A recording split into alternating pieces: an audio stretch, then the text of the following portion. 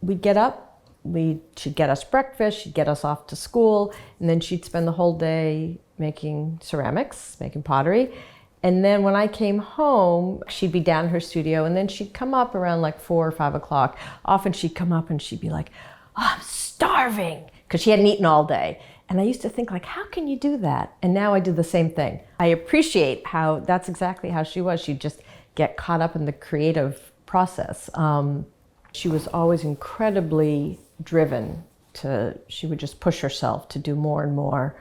I think sometimes to her detriment. And there was this one experience, I have to tell the car story, where we would go down to Algonquin, and I must have been, I guess I was like 10 or 11, and preparing to open. So like before the summer season had started, we'd go down and she would just spend, all day, like bringing things in, unpacking, setting things up. And she had help, but she just, was incredibly driven all day long. And we were in Auburn, so it was an 1.5-hour drive there. So we'd leave in the morning, go spend all day.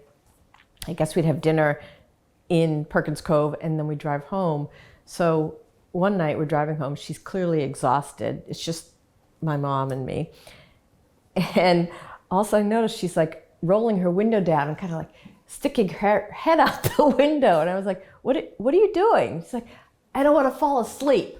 At which point I got quite nervous and was like, well, I'm not falling asleep because I want to make sure that someone's awake in this car. So we made it home safely, thank goodness. But that's an example of like she'd often push herself past the point of maybe where she should have, but she was incredibly driven to get done whatever that she felt she needed to get done.